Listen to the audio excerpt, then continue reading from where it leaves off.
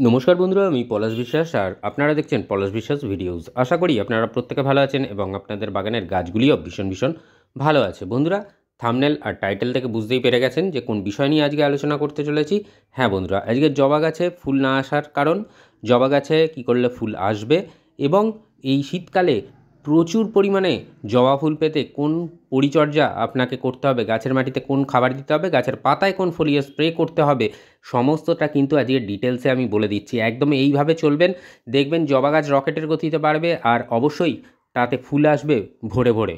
এই সময় দাঁড়িয়ে অর্থাৎ এই শীতকালে কিন্তু ট্রপিক্যাল জবা, যেটা আপনারা স্ক্রিনে দেখতে পাচ্ছেন, এটা হচ্ছে আইডি শিবা, এবং এই যে সমস্ত পুনে ভ্যারাইটি এবং ব্যাঙ্গালোর ভ্যারাইটি যে সমস্ত জবাগুলো, এরা কিন্তু নিজেদের উজাড় করে দিয়ে ফুলে ফুল ফুটিয়ে আপনার বাগানকে ভরিয়ে রেখে দেয়। তো বন্ধুরা, একটুও স্কিপ না করে আজকের যদি ভিডিওটা দেখেন একটু 10টা মিনিট সময় অপচয় করে, তাহলে দেখবেন যে আপনার জবা গাছ নিয়ে আর কোনো চিন্তা থাকছে না।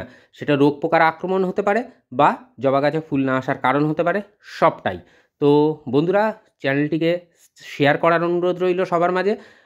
প্রতিদিন সন্ধ্যে 6টায় বাগান সংক্রান্ত ভিডিও আসে, তাই বলবো সাবস্ক্রাইব করে রাখুন। আর এই যে গাছটা দেখছেন, এই গাছটার উপরে আমি কেয়ার করব, কারণ একটু দুর্বল গাছ, আর পলাশ বিশ্বাস যেটা তার বাগানে করে সেটাই কিন্তু আপনাদের সামনে তুলে ধরে। তো এটাও একটা পুনে ভ্যারাইটির জবা। তো এই জবা গাছটিকে দেখুন, প্রুনিং করে দিয়েছিলাম, হেড প্রুনিং, তারপরে কিন্তু ফুল এসেছিলো প্রচুর। শুকনো ফুলের ডাঁটিগুলো, এইগুলো দেখলেই বুঝতে পারছেন, এগুলো কিন্তু রিমুভ করে দিতে হবে, রাখা যাবে না গাছে। তো সেই জন্য বলবো যে এই গাছের এই সমস্ত জিনিসগুলোকে একটু খেয়াল রাখবেন। শুকনো পাতা, শুকনো ফুল, শুকনো হয়ে যাওয়া যে সমস্ত ফুলের ডাঁটিগুলো আছে সেগুলোকে, বা হলুদ হয়ে যাওয়া পাতা, সব কিন্তু রিমুভ করে দেবেন, ফেলে দেবেন। আর অবশ্যই টবের মাটিতে কোনো আগাছা জন্মাতে দেবেন না। দেখুন, ডালগুলো থেকে কিন্তু কচি কচি পাতা এবং ডাল আসছে, এরা কিন্তু দ্রুত হারে বৃদ্ধি পাবে। কী পরিচর্যা, কী খাবার দিতে হবে সেটা বলবো। তার আগে নতুন যারা এই পুনে ভ্যারাইটি বা ব্যাঙ্গালোর ভ্যারাইটি বা ট্রপিক্যাল জবাগুলো বসাতে চান, তাদের জন্য টবে কী রকম মাটি এদের জন্য আদর্শ সেটা বলে দিই। তো কী রকম মিডিয়া বানাবেন, যে টবটায় বসাবেন সেই টবের প্রথমে অর্ধেকেরও কম 40% মাটি নেবেন, নিয়ে সেটাকে ঢেলে রাখবেন একটা জায়গায়। তা আবার সমপরিমাণে কম্পোস্ট, ভার্মি কম্পোস্ট হতে পারে, যারা গোবর সার নেবেন 1 বছরের পুরনো গোবর সার হতে পারে, এটা নেবেন। সেটাকেও ওই টবটার 40% ভরবেন, ভরে আবার ঢেলে দেবেন। দিয়ে এইবারে বিষয়টা হচ্ছে বালি। বালি লাগবে, বিল্ডিং কনস্ট্রাকশানে ব্যবহার করা হয় যে বালি, বার 3-4 ধুয়ে নেবেন। ধুয়ে নিয়ে ওই মাটি, ঢেলে রাখা মাটি এবং ভার্মি, এই দুটোকে টবে ভরবেন।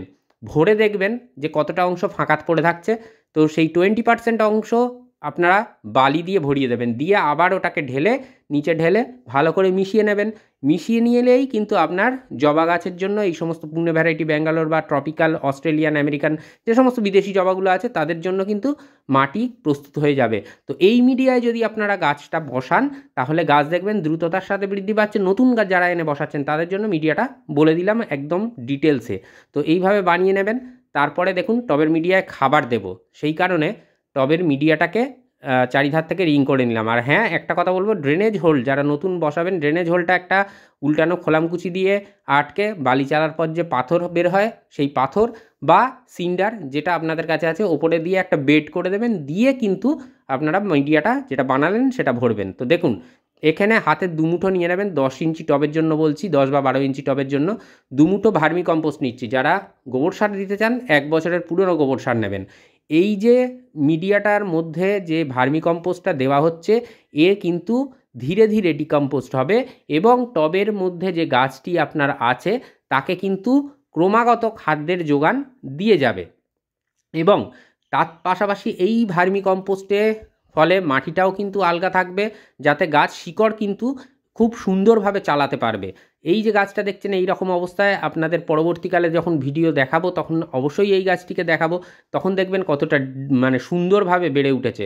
তো এখানে যে খাবারটা দিতে হবে, গাছ তো খাবারের দরকার। তো এখানে নিয়ে নিয়েছি 1 টেবিল চামচ পরিমাণে নিমখোল। এটা দেখছেন, এটা সিউইড গ্র্যানুয়ালস, এটা হাফ টেবিল চামচ আছে। যারা জিয়ার দানা নেবেন, জিয়ার দানা মানে যেটা বায়োজাইম নামে আপনারা অনলাইনে পেয়ে যাবেন, ওটা আমার কাছে নেই এখন, তাই এই সিউইড গ্র্যানুয়ালস দিয়েছি হাফ টেবিল চামচ। সেই হাফ টেবিল চামচ জিয়ার দানাও ব্যবহার করতে পারেন এর পরিবর্তে।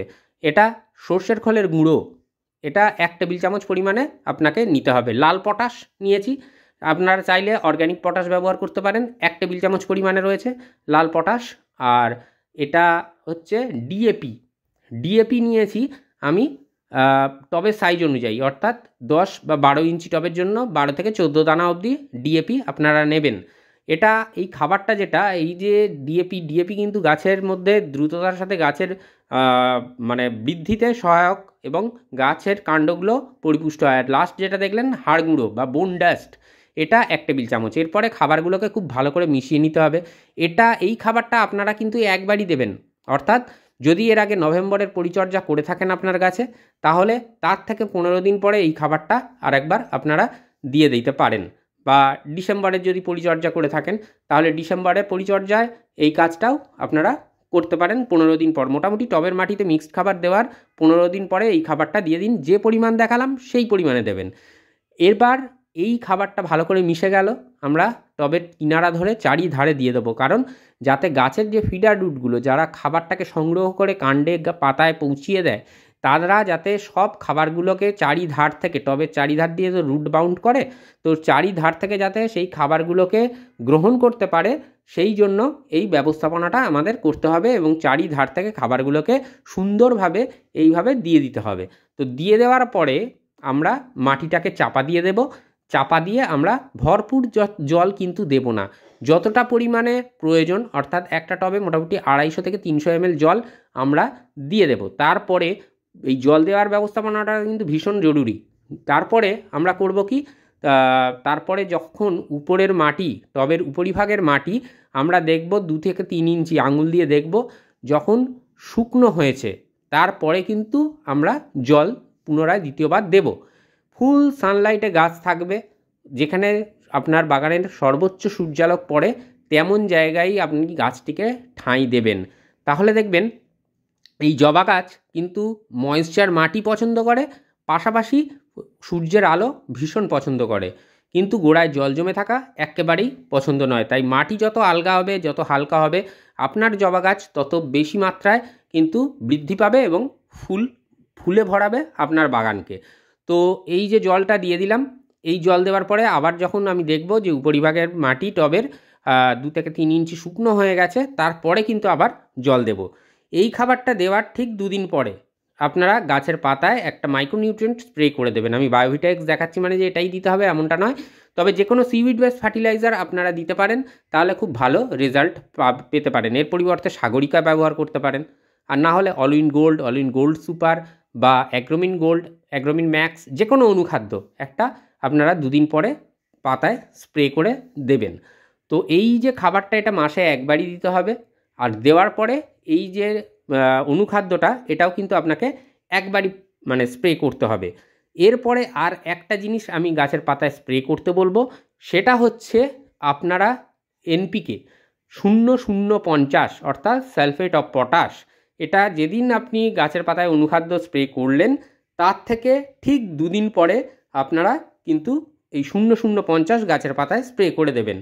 আর পোকামাকড়ের আক্রমণ তো হবেই, তার কারণটা এই সময় পোকামাকড়, বিশেষত জাপ পোকা, মিলিবাগ বা যে মাইটস অ্যাটাক করে, পাতাগুলো কুঁকড়ে যায়, তো এটা হবে। তো আমি বলবো অন্তত 2 ধরনের কীটনাশক রাখুন, সপ্তাহে একবার করে ঘুরিয়ে ফিরিয়ে দেবেন, অর্থাৎ প্রতি সপ্তাহে একবার করে দিতে পারেন বা 10 দিন অন্তর একবারও আপনারা প্রদান করতে পারেন।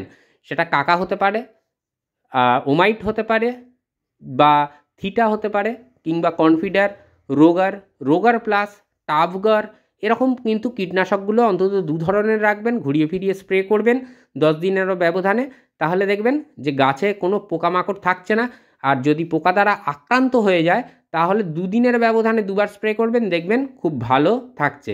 এই সময় ড্রাই ওয়েদার থাকে বন্ধুরা, শীতকালে আমরা সবাই জানি, গাছগুলোকে স্প্রেয়ার দিয়ে স্নান করিয়ে দেবেন, তাহলে দেখবেন পাতাগুলো চকচক করবে, কারণ ধুলোবালিগুলো সব মানে সরে যাবে, পাতাগুলো চকচকে থাকবে, যার ফলে কিন্তু সালোক সংশ্লেষের মাধ্যমে গাছের খাদ্য তৈরি করতে অনেক সুবিধা হবে।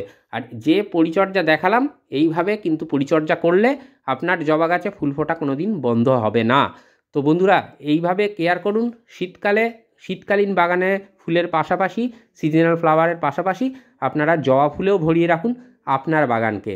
তো আশা করি বুঝতে পারলেন যে কীভাবে পরিচর্যা করলে গাছ দ্রুততার সাথে বৃদ্ধি পাওয়ার পাশাপাশি প্রচুর ফুলে ভরাবে জবা গাছ। তো আজকের মতো এ পর্যন্তই, আবার আসবো আগামীকাল ঠিক সন্ধ্যে 6টায়। ততক্ষণ সকলে সুস্থ থাকুন, ভালো থাকুন, প্রচুর পরিমাণে গাছ লাগাতে থাকুন, আর অবশ্যই দেখতে থাকুন পলাশ বিশ্বাস ভিডিওস। মন থাক চিরসবুজ, পৃথিবী হোক সবুজময়, এই বলে আজকে এখানেই সমাপ্ত করছি। আবার আসছি আগামীকাল ঠিক সন্ধ্যে 6টায়। হ্যাপি গার্ডেনিং বন্ধুরা, খুব ভালো থাকবেন সকলে।